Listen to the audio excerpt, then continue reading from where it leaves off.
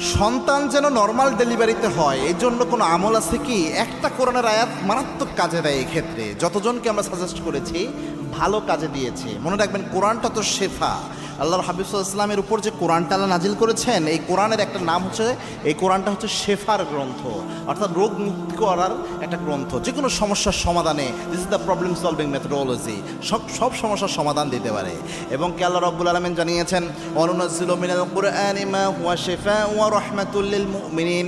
এই কোরআনকে আমি আল্লাহ রাব্বুল আলামিন নাজিল করেছে শেফার গ্রন্থ হিসাবে। এটা শেফার গ্রন্থ কোরআন, এই কোরআনে শেফা রয়েছে। এজন্য কোরআনের প্রত্যেকটা আয়াত কোনো না কোনো কাজে দেয়। স্পষ্ট নবীজির হাদিস থেকে কোনো আয়াত পাওয়া যায় না বা কোনো হাদিসের রেফারেন্স পাওয়া যায় না নর্মাল ডেলিভারির জন্য। তবে একটা আয়াতের অর্থের সাথে যেহেতু মিলে, এই আয়াতের আমল বিশেষের সাথে করলে দেখা গিয়েছে অনেকের ক্ষেত্রে ভালো ফায়দা তারা পেয়েছে। এই আমলটা হচ্ছে আপনার সূরা আবাসায় এসেছে,